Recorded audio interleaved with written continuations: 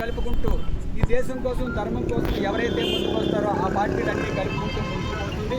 నరేంద్ర మోదీ గారి నాయకత్వంలో మన దేశాన్ని దశదిశలో వ్యాపింపజేసి ప్రపంచ దేశాల్లో అగ్రగామిగా నిలిపేయడానికి ఆయన ఎంతో కృషి చేస్తున్నారు. ఆ విధంగా గతంలో వాజ్పేయి గారు చేశారు 2 పర్యాయాలు, ఇప్పుడు 3 పర్యాయాలు మన ప్రధాని నరేంద్ర మోదీ గారు చేస్తున్నారు. తప్పకుండా భారతీయ జనతా పార్టీ ఒక్కటే ఈ దేశాన్ని సుభిక్షంగా ఉండే పార్టీ, హిందూ ధర్మాన్ని దేశ ధర్మాన్ని ముందుకు సాగించే పార్టీ, ఏకైక పార్టీ భారతీయ జనతా పార్టీ అని చెప్పేసి సందర్భంగా తెలియజేసుకుంటూ ప్రతి ఒక్కరూ కూడా ఈ పార్టీలో జాయిన్ అవ్వాలని, ఆ విధంగా ఈ రోజున ఏప్రిల్ 6న పార్టీ ఆవిర్భావ దినోత్సవాన్ని దేశవ్యాప్తంగా కూడా ఘనంగా జరుపుకోవడం జరుగుతుంది.